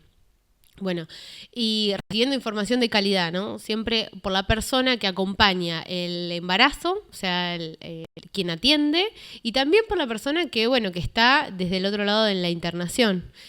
Esto, los acompañantes de procesos reproductivos y no reproductivos. Tanto, también, por ejemplo, si es un embarazo no deseado, ¿no? Por eso hablamos un poco de esto.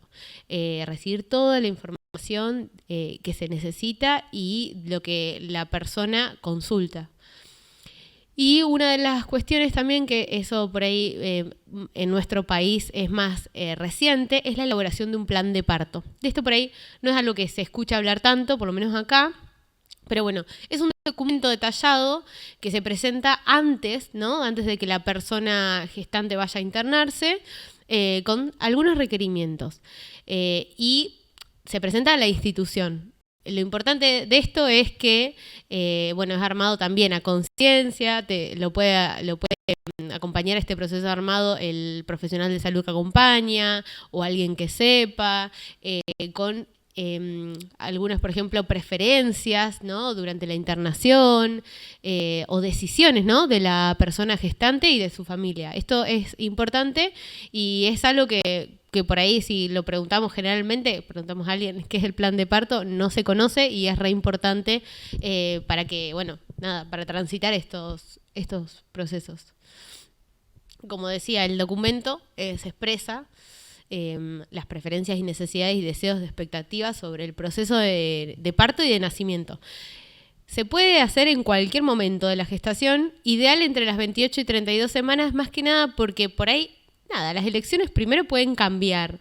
Segundo, también tiene que ver mucho con cómo se transite ese proceso de embarazo, ¿no? Por ahí son personas que venían con un embarazo de bajo riesgo, después por ahí tienen condiciones de riesgo, ¿no? Entonces por ahí hay cuestiones que pueden cambiar, pero aún así se puede presentar tranquilamente. Y a su vez, la persona gestante, ¿no? Y su familia, por más que haya presentado este documento escrito previamente, como se requiere, puede cambiar de idea y modificar sus preferencias y también es válido, no porque tenga un documento firmado y entregado previamente, esto lo va a tener que hacer así, de esta manera y punto, ¿sí? O sea, esto puede ir cambiando tranquilamente.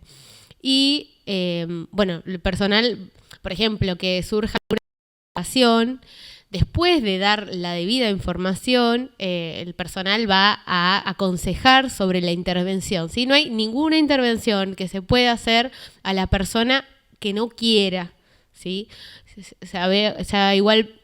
Igualmente, por ejemplo, decimos, bueno, es una cesárea de urgencia. Bueno, sí, pero tiene que tener el aval de la persona. O sea, no se puede someter a ningún procedimiento invasivo a una persona si no quiere, ¿no? Tiene que tener el consentimiento. Y esto es importante porque muchas veces pasa que dice, lo dijo el médico, lo dijo la licenciada en obstetricia, listo, ya está, si lo dije. No. O sea, primero la información es importante y segundo el consentimiento. Bueno, acá hay un par de ejemplos de planes de parto. Más que nada, bueno, como sabemos, esto se implementa mucho más en España, en Reino Unido, en un montón de lugares. Pero bueno, dentro de lo que es la Argentina tenemos Cunita, que tiene una propuesta de un modelo de plan de parto muy interesante y más a nuestro tercer mundo, ¿no? Adoptado por ahí a nuestras herramientas del sistema público y por ahí privado, pero bueno, adaptado un poco a esto. Y hablando un poco de lo que es el acceso a la interrupción voluntaria del embarazo, que lo avala la ley 27.610, el personal debe garantizar trato digno, privacidad, confidencialidad, autonomía de voluntad, acceso a la información, calidad, consentimiento informado. Y por ahí lo importante que hablábamos mientras estábamos haciendo la presentación con Dani es la importancia del acompañamiento psicológico en estos casos y de especialistas, ¿no? Porque, por ejemplo, abordamos estas situaciones en la soledad de la atención primaria. A ver, hay un montón de profesionales en los CAPS, un montón, pero la consulta, salvo que la abordemos o la planifiquemos, tiende a ser bastante solitaria. Y por ahí tenemos estas cuestiones que a veces cuando tenemos los turnos, por ejemplo, se pueden programar de alguna manera, ¿no? Si nosotros sabemos que, cuando llaman por teléfono, por ejemplo, una persona a pedir un turno, sabemos a qué vienen. Entonces, tener esta disponibilidad de atención conjunta sería algo fundamental. Por ahí, bueno, los profesionales a veces, como decía Dani, de psicología, no hay un montón capaz de médicos, licenciados, todo, pero no abundan los psicólogos tanto como deberían en estos procesos y por ahí lo que decimos y la poca preparación que tenemos previamente, puede marcar la diferencia en estos casos, ¿no? Entonces, saber guiar es importante. Si no sabemos qué decir, no digamos nada, pero sí sepamos guiar. Y importancia del acceso a la interrupción voluntaria, ¿sí? El único objetor es el médico que se puede intervenir en ese proceso. Después nadie puede ser objetor de conciencia. Siempre se tiene que dar la información adecuada y guiar a la persona a un lugar o un centro donde la atiendan de manera integral y le faciliten, ¿no?, la interrupción en sí misma, sin importar los pensamientos, ideas que manejemos, ¿no? Atención integral de personas en situación de aborto es un poco esto de lo que veníamos diciendo, para que pueda tomar la persona una decisión informada y, por ejemplo, en el consultorio de interrupción se trata de esto, de la decisión en conjunto, de acompañar la decisión, porque no siempre son personas que por ahí tienen la idea la decisión pura de interrumpir el embarazo, sino por ahí buscar una ayuda, buscar a ver qué se puede hacer, y nosotros tenemos la obligación de acompañar ese proceso de elección, ¿no? Y citar a esa persona y familiar los días necesarios para acompañar esto. Y desde esto nos pareció importante abordarlo y reforzarlo desde la primera vez que esa persona hace la consulta, tenemos un plazo máximo de 10 días. Entonces, esto es un sobreturno, por ejemplo, ¿no? O sea, esto es para resolver en el momento, es un sobreturno, es algo que se tiene que resolver en inmediato, o sea, la interrupción voluntaria. Entonces, y es una elección, listo, no necesita más que plasmar su decisión de interrupción y listo. Siempre y cuando, bueno, como ya sabemos, hasta las semanas correspondientes. Pero bueno, tenemos un plazo máximo de 10 días, esto me parecía importante remarcarlo, porque muchas veces pasa, y por lo menos yo, por ejemplo, estoy en el consultorio del PENA y por ahí nos llegan personas que fueron de un lado al otro, que la mandaron acá, que la mandaron allá, que le dijeron no hay turno. Y realmente sí tiene que haber turno, o sea, es un sobreturno y una oportuna derivación, en todo caso. Y lo ideal sería esto, el abordaje interdisciplinario en conjunto. Entonces, por ahí nos pasa mucho también de recibir personas que la verdad que están muy angustiadas, movilizadas, derivadas por ahí de otras zonas o de las unidades sanitarias de algún lugar que por ahí fue dificultoso acceder a ese abordaje psicológico, y por ahí, bueno, es volver un poco a reevaluar, y ese es el tema, ¿no? Revictimizar todo el tiempo. Entonces, lo que se está tratando de hacer es como gestionar una manera diferente de estas consultas. Tratar de que en todos los espacios se tenga acceso a la psicología, ¿no? Por ejemplo, hay unidades sanitarias donde tienen espacios de primeras escuchas, y que son por orden de llegada, donde las personas van un día particular y nada, son abordadas por trabajadores sociales, psicólogos, nutricionistas, médicos. Entonces, a partir de ahí se gestiona a ver cuál sería el seguimiento adecuado. Esto la verdad que me parece fundamental. Y bueno, hablando un poco de duelo perinatal, como decíamos hoy, es un proceso de dolor emocional que continúa a la pérdida de un hijo que está cercano a nacer, ¿no? Y requiere una atención especializada. Sí. Fíjense cómo pasamos de hablar de la interrupción voluntaria a el duelo por la pérdida de un hijo, y que en realidad tiene relación también, porque muchas veces se tiende a creer que si fue una interrupción voluntaria no hay duelo ahí, y la verdad es que muchas veces sí lo hay, porque tiene que ver con que a veces la persona interrumpió no porque no lo quería. Muchas veces llegan a interrumpir con un grado de contrariedad importante, sino que no estaban las condiciones dadas, o hubo muchos condicionantes para que la persona decida de esa manera.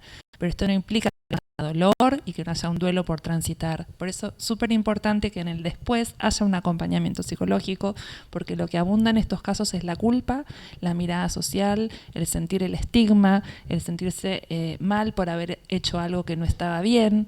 Entonces todo esto, si no se lo trabaja, realmente tiene consecuencias en la vida de esa persona y en las futuras gestaciones si las hubiera.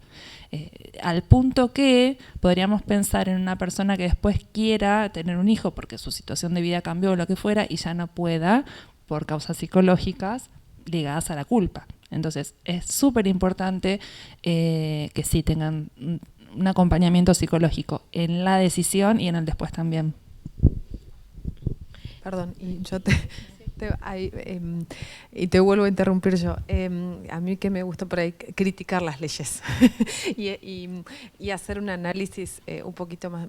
Yo creo que la ley de IBE ahí se quedó a medio camino, donde nos pide que demos consejería sexual posterior, previa y posterior, ¿no? Pero nos sucede en el hospital que la mujer no vuelve al control posterior, hacerse la ecografía inmediata posterior, que cuesta un montón, eso que realmente es riesgoso para su salud física, el no hacerse ese primer control. Y uno lo ve desde ese lugar, desde que realmente existe un duelo, que se hace hasta incluso con la institución, de no querer volver a la institución donde sucedió esto. Y no nos sucede una vez, nos sucede muy a menudo, y eso que hay un equipo de contención, pero la ley no habla de la necesidad de un acompañamiento psicológico posterior. Nos quedamos ahí.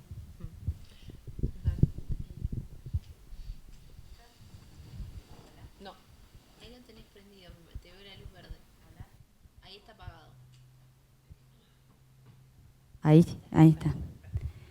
Quería dirigir la pregunta a Agustina, que es la...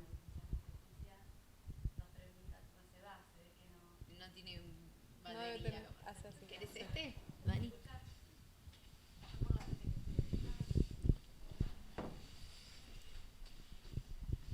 Bueno, la consulta es concretamente, primero, se pasó de un parto hace ya muchos años que estaba centrado en el mundo de lo femenino, de las matronas, de partos que se hacían en el hogar, a partos que se medicalizaron, fueron a institución, y hoy se atiende en los partos particularmente más como un acto médico que como un acto o un proceso natural. ¿Cómo ustedes desde su perspectiva, digamos, entendiendo que las licenciadas en obstetricia son generalmente también mujeres que acompañan, ustedes han visto, la primera pregunta, ¿no? En las mujeres por ahí solicitar más el apoyo de ustedes que respecto, por ejemplo, del clásico médico, hombre, obstetra, que está acompañando el parto? Esa es la primera pregunta. Y la segunda, si ustedes en el día a día, en su trabajo, han vivenciado situaciones de violencia cometidas por médicos y han tenido que denunciar o han podido denunciar. Con respecto a la primera pregunta, yo creo que en realidad por ahí en el ámbito privado es un poco diferente que en lo público, ¿no?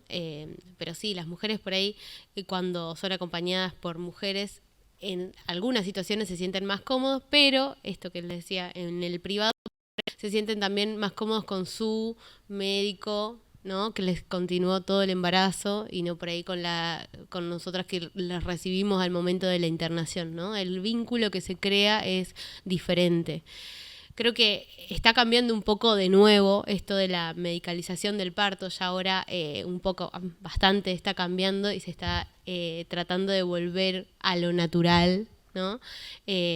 Con un montón de herramientas, pero ahí tenemos que seguir trabajando en eso, pero un poco se está volviendo a este acompañamiento de, como decimos nosotras, parteras, licenciadas en obstetricia, que somos las personas más capacitadas, ¿no? para este proceso.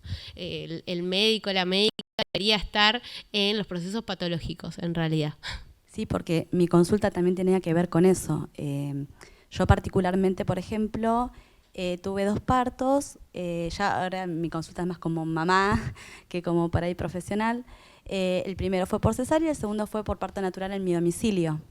Con lo cual yo pude elegir hacerlo, sabiendo que tenía el derecho a hacerlo. Eso requirió también de mucha preparación, formando un equipo médico, profesionales. Pero bueno, me llamó mucho la atención también, porque tuve licenciadas en obstetricia que me asistieron. Me llamó también la atención, porque yo les consultaba, ustedes tienen la posibilidad de tener su propio consultorio, así como el obstetra tiene el suyo, porque es una linda posibilidad para las mujeres que nos sentimos más acompañadas por las licenciadas. O sea, no reniego de los profesionales obstetras, ¿no? Pero es una posibilidad para mí muy interesante y que abre mucho la perspectiva.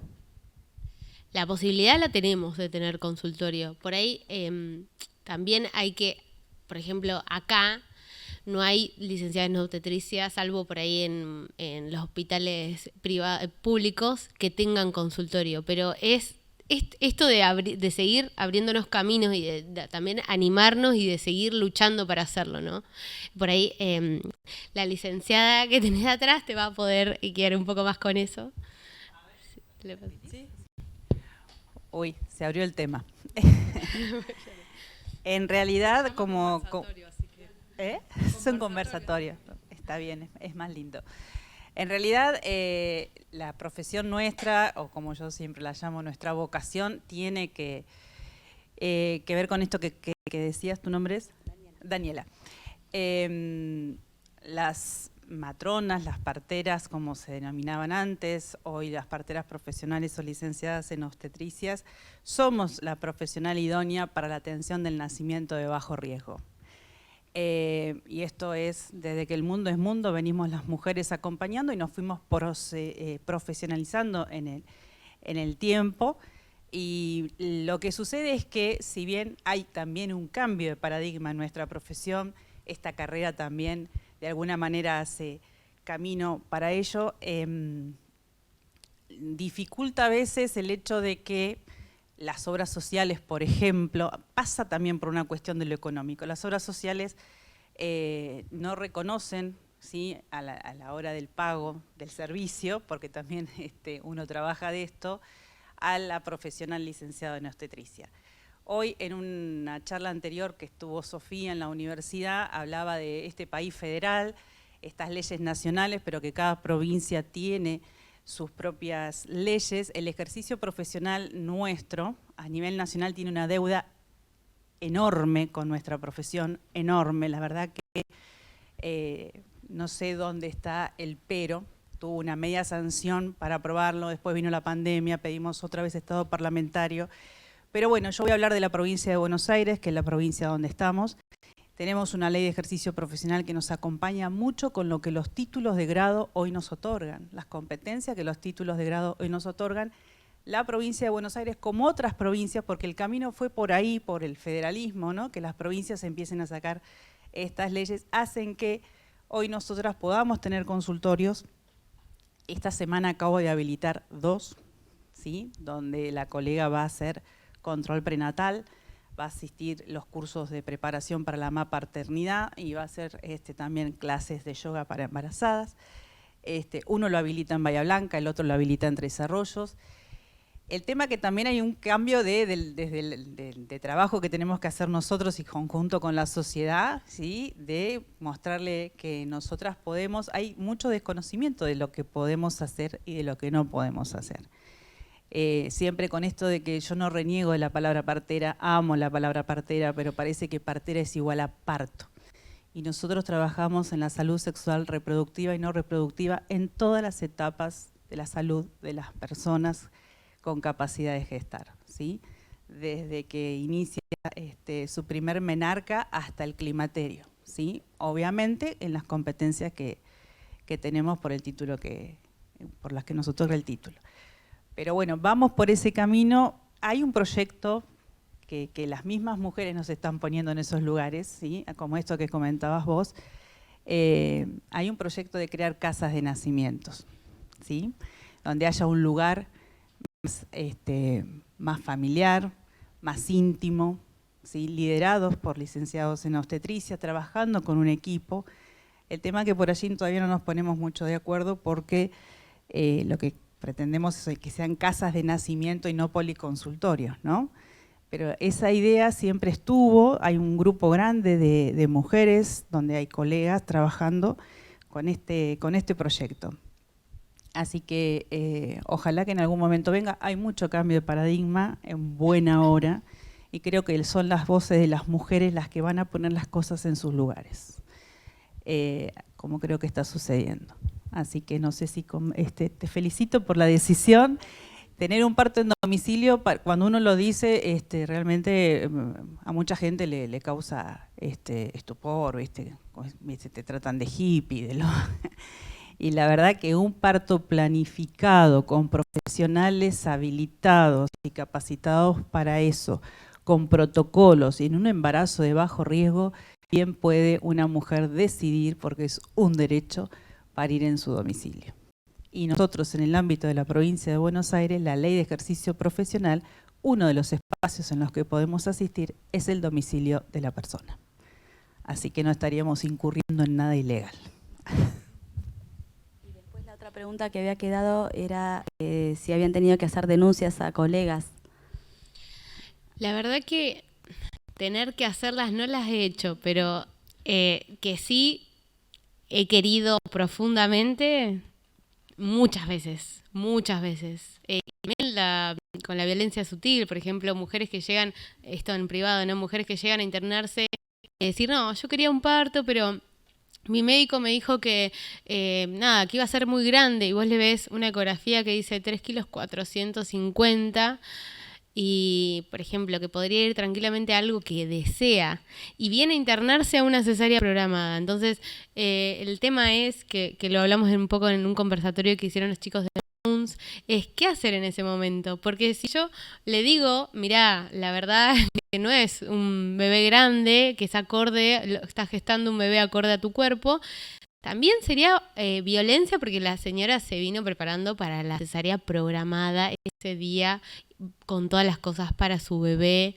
Entonces, tenemos un poco esto de un dilema que es terrible porque como que vos decís, bueno, yo por ahí tiendo a decir, bueno, y te informaron, vos sabés lo que es un bebé macrosómico, te informaron, y por ahí salta mucho esto de la persona en decir, sí, igual como me lo explicó el médico, yo la verdad que le tengo confianza, y ahí es como que digo, bueno, me quedo como tranquila, entre comillas, que no es real, pero digo, por ahí también pasa por una decisión de esa persona de seguir lo que le dice ese profesional, aunque no sea así. Entonces es un dilema constante eso que tenemos. Por ahí sí, a ver, cuando me pasa estoy trabajando en el ámbito público, por ejemplo en el PENA, que todos hacemos, a todos, los licenciados en obstetricia, estamos en todo ahí, en el momento de nacimiento y todo, es distinto porque el abordaje es diferente. Lamentablemente es así.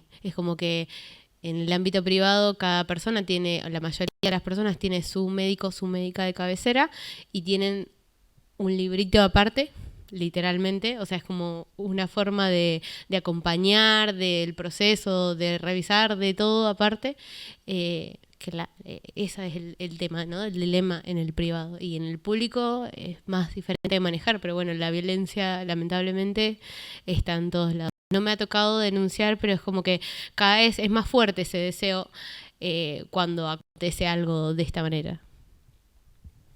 Y la pregunta para Sofi, por ahí como abogada del PENA, si ella ha tenido, algo mencionaste hoy, si has tenido que transitar sumarios administrativos por el tema de la violencia obstétrica. Sí, por ahí hemos tenido situaciones, bueno, que derivaron del 0800 y demás, por ahí faltó información, que la persona no terminó de entender. Me recuerdo uno, sin develar nombres ni nada, obviamente, que la señora quería pasar, me acordé cuando vos comentabas esto de que había vivido una situación de violencia tan fea en un parto natural, que no quería volver a pasar por un parto natural y quería una cesárea. Y el equipo le trataba de explicar que el parto natural era mucho mejor, que bueno, que después lo iban a ir hablando durante el embarazo. Esa señora salió de la consulta y denunció al 800. Bueno, después hizo más consultas y se terminó abordando la situación hasta que se llegó al mejor resultado de donde ella decidió lo que quería hacer. Pero bueno, situaciones así, no muy graves, por lo menos en el tiempo que estoy en el hospital. De hecho, por ejemplo, una de las cuestiones cuando me plantean esto, después de dar toda la información y de charlarlo y todo, porque en el público la realidad es que no hay acceso a cesáreas electivas de por sí, porque no hay un equipo ni de quirófano disponible ni anestesistas disponibles. Los anestesistas cada vez que le planteas una cesárea te dicen, ¿es una urgencia? ¿Se está muriendo? Así. Y no la hacen o la dejan bastante tiempo. Y los que por ahí damos la cara somos nosotros. Yo por ahí sí les digo a las mujeres, después de explicarle, ¿no?, los beneficios del parto y todo, pero que si quieren una cesárea, pero hay personas que transitaron, por ejemplo, una violencia de género terrible, que ni siquiera acceden a la evaluación. Entonces, esas personas, ¿qué les vas a hacer transitar un trabajo de parto? ¿Por qué? Es más violencia. Yo lo que les digo es, bueno, quejate de esto y háblalo en dirección, si querés, o háblalo, manifestalo, y ahí llegan las quejas. No, pero de real, porque, a ver, es como que desde este lugar, ¿no?, desde nuestro lugar, por ahí, yo por ahí no puedo decidir, ¿no?, si esa persona puede ir o no a una cesárea. A veces hasta nos piden un montón de cuestiones legales, el por qué, nos plantean todo esto. Entonces, bueno, quejate, es tu derecho, de verdad que podés acceder, es tu derecho, pero a veces necesitan hacer más ruido para que eso se permita. Lo que conozco por relatos, experiencias y por lo que he vivido es que la mayoría de las mujeres que estamos en proceso de embarazo y parto estás en un momento muy sensible. Y aunque sea y muy vulnerable, y aunque sea grave como para denunciar, uno prefiere enfocar su energía en atender a su bebé. Entonces, por ahí, como una sugerencia, se me ocurre, como existe en otros ámbitos, una encuesta de calidad de atención al egreso. Digo, me parece que es algo interesante como por lo menos para poder medir, aunque no se derive o no en una denuncia, en la calidad de cómo fue ese proceso, de cómo estuvo la mujer y poder a partir de ahí tomar indicadores para trabajar y para mejorar. Se me ocurre, por ejemplo, si tomamos el ejemplo del PENA, hay un libro disponible en dirección donde las personas pueden pedirlo y escribir lo que quieran, después dirección lo chequea diariamente y ahí va derivando. Casi siempre nos manda legales las cosas, pero bueno, si es una queja o es un agradecimiento y demás, eso se lee constantemente y los usuarios tienen esa posibilidad. Imagino que en la mayoría de los hospitales está este sistema de libro abierto para volcarlo. De hecho, con respecto a lo que decís de las encuestas, hay un informe que es de España específicamente, que es una encuesta que se viene gestando hace un montón. Desde el 2012 se hizo hasta el 2018 en España específicamente, y la encuesta era sobre la calidad de atención sanitaria en casos, en este caso era de muerte intrauterina, ¿no? Hay observatorios y todo sobre estas cuestiones, pero las personas fueron evaluadas como 706 mujeres, personas con capacidad de gestar. Las personas lo que más referían, no solo no la violencia explícita, sino la falta de empatía, ¿no? Como que siempre hacían hincapié en general a la falta de empatía, o cómo le dieron la información de que su bebé estaba muerto intraútero, o que no le permitieron por ahí el acompañamiento, cómo les decían las cosas, las miradas. Eso era lo que en este informe, por lo menos, y en muchas encuestas, más remarcaban las personas. Entonces, la importancia, ¿no?, de esto que venimos hablando un poco, la importancia de cómo dar la información, cómo acompañar estos casos, eso es. Pero sí, lo de la encuesta de calidad sería sería algo re importante, y más en lugares donde por ahí los profesionales están siendo capacitados, ¿no?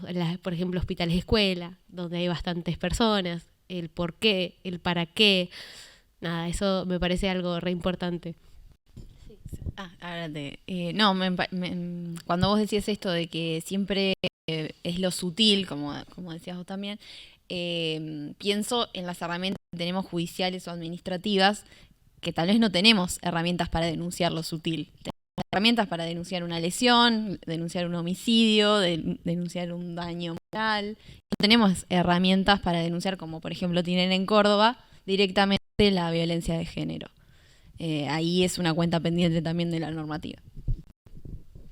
Quería comentar que el año pasado estuvimos trabajando desde Región Sanitaria en la elaboración de una encuesta de calidad. Estuvimos todo un año reuniéndonos muchas personas para armarla y finalmente no sé por qué no se aplicó, pero la encuesta está hecha. Tendríamos que retomarla y ver, porque realmente es importante, porque a partir de ahí podemos empezar a implementar cambios.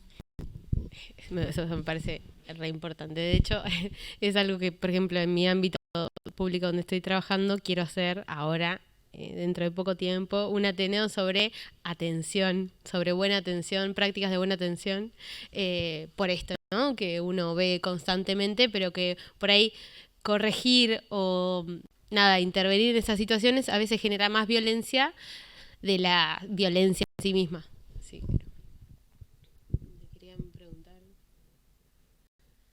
Bueno, no voy a aburrir un poco porque las chicas ya hablaron bastante de la ley Joana y Dani hizo bastante hincapié, ¿sí?, en cómo debería ser la atención respetuosa, individual, personalizada, con la información suficiente. Bueno, una de las cosas por ahí que no dijimos antes es recibir información sobre la lactancia o métodos de inhibición o donación. Y esto es algo que por ahí las mujeres, las personas con capacidad de gestar lo preguntan bastante. Entonces, facilitar esta información. Hay un montón de recién nacidos en neonatología que por ahí por alguna problemática o patología que tiene su progenitora no pueden recibir lactancia exclusiva. Entonces, esto es importante saberlo, importante informarlo. Perdón que te interrumpa, ¿hay bancos de leche acá en Bahía Blanca? No. Pero se puede, por ejemplo, o sea, esto debería ser pautado previamente con el servicio de neonatología, pero se debería poder realizar una donación de una persona que esté... Claro, exactamente. Sí, es que muchas veces a la persona se le inhibe la lactancia sin ni siquiera avisarle. Entonces se encuentran con que fue inhibido. Y esto, muchas veces la gente dice, yo no puedo tener a mi bebé, pero mi bebé ayuda a producir leche que podría ser para otros bebés, por ejemplo. Entonces, en lo que es la elaboración del duelo, no da igual cómo tratamos a las personas, si informamos o no informamos. Esto no es un detalle menor. Y después, bueno, algunas recomendaciones, es más de lo que veníamos hablando hoy, pero recomendaciones para las noticias, ¿no? Para todo lo que venimos explicándole a la usuaria. Cuidar la comunicación verbal y no verbal, indispensable, ¿no? El ámbito de privacidad adecuado, si bien a veces por el lugar, estamos en Argentina y por ahí no tenemos disponibilidad de habitaciones que estén individuales en algún lugar particular, por ejemplo, cuando pasa esto de la muerte perinatal, tratar de referenciar a esa persona a otro tipo de servicio donde no esté rodeado de recién nacidos, de llantos de recién nacidos. Eso es muy cruel para esa persona, o sea, cruel de escucharlos, ¿no? Entonces, por ahí referenciar a otros servicios, la internación, bueno, justamente como decíamos, en un lugar adecuado, hacer hincapié en llamar a su recién nacido por el nombre, y por ahí si no tienen un nombre, darle un nombre, la importancia, ¿no? Bueno, Joaquín, no sé, ponerle un nombre, cómo sentís que se pudo haber llamado si no tenía nombre. También algo que... Hablar de bebé, nunca de feto. No, tal cual. No. Claro, tal cual. Sí, eso es algo que, bueno, por lo menos yo nunca jamás le digo feto, eso lo decimos por ahí entre colegas, ¿no?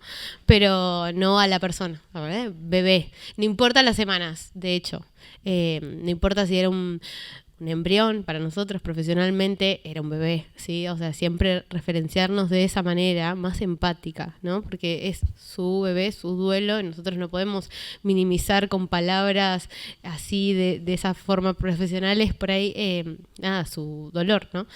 Pero justo hicieron mención a algo que me parece que también por ahí tiene que ver, el tema de cuando están haciendo los tratamientos por fertilidad, que también las internan en la maternidad. Eso es otra forma de violencia, porque ellos están buscando ese esperado hijo y escuchan bebés de otras personas y están en el mismo, hasta la misma habitación. Sí, también es violento para la persona que tiene su bebé con vida, estar al lado de alguien que su bebé falleció, es violento. Por eso lo relacioné. Sí.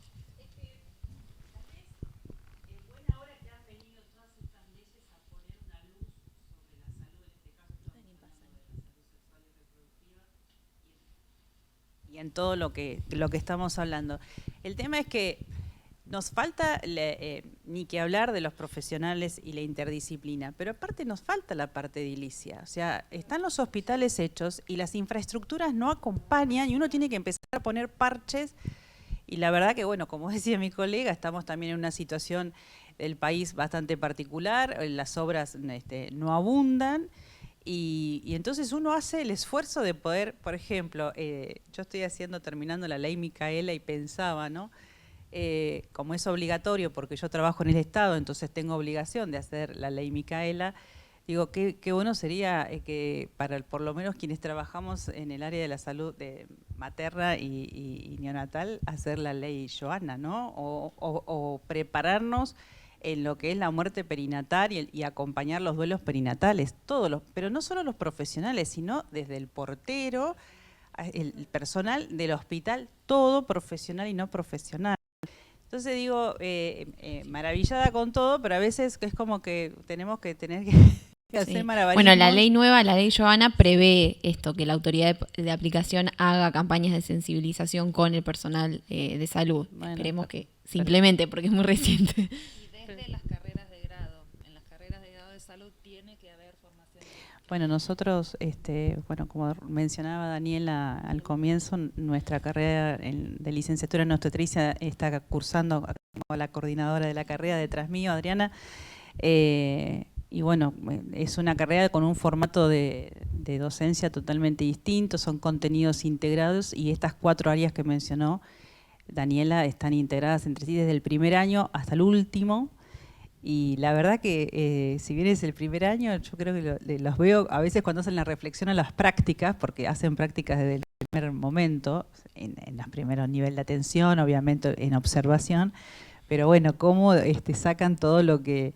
Y el tema que más sale muchas veces no es tanto lo biológico o lo profesional, sino lo social y lo psicológico, ¿viste? Y si el no cumplimiento, ¿viste? Se quieren morir porque digo, bueno, bienvenido a la trinchera, porque en realidad todo está muy lindo escrito, pero después a veces no se cumple como la ley marca, ¿no? Pero bueno. No, que por ejemplo, hablando un poco de esto de la infraestructura, nos pasa, ¿no? Una muerte perinatal y capaz que las personas de limpieza riéndose a carcajadas, y eso creo que es falta de información, ¿no? Falta nuestra, desde nuestro lugar, desde nuestro ámbito, poder capacitar a todas las personas ante una situación así. Porque, o sea, creo que a todos, ¿no? No vas a un velorio a reírte, y es un velorio. Entonces, capacitar también a todos, desde que pasa del personal de limpieza hasta el camillero, todas las situaciones de la persona de cocina, que muchas veces pasan y abren la puerta así, por ejemplo, ¿no? Como todos, como nosotros como profesionales. Entonces, la importancia esta de no solo de lo edilicio, sino de la información en general. Listo. No, y ya había...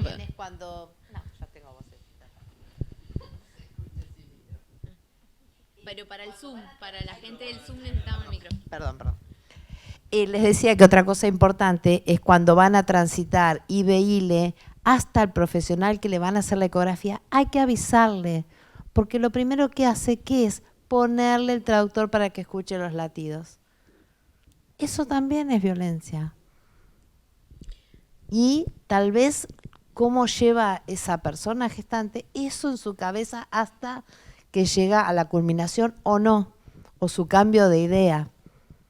Sí, creo que con los IBE-ILE todavía hay mucho por trabajar. Tenemos la normativa, pero hay mucho socioculturalmente de resistencia. A mí me toca muchas veces inscribir las defunciones fetales en el registro y luego llevarlas a la casa velatoria, porque obviamente son personas que interrumpieron legalmente el embarazo, entonces son gestaciones avanzadas, hay que hacer la inscripción. Y esas personas gestantes no quieren hacer la inscripción, entonces lo hacemos desde el área de legales. Y me he encontrado con mucha violencia en las casas velatorias cuando yo he dicho, vengo a inscribir un FM, porque obviamente me trato de separar de la situación. Abstener, claro. Lo estoy haciendo profesionalmente y me remarcan, bueno, es un bebé, venís a inscribir un bebé, bueno, y mucho maltrato, y soy una persona que está trabajando, ni siquiera intervine en la y que interrupción. tenés herramientas para poder claro, sostener ese maltrato. Me imagino la persona que va a hacer la inscripción realmente, lo que le dirán, porque y las situaciones de violencia que atravesarán, terrible. Bueno, y antes de irnos no quería dejar de mencionar la importancia de cuidar de quienes cuidan.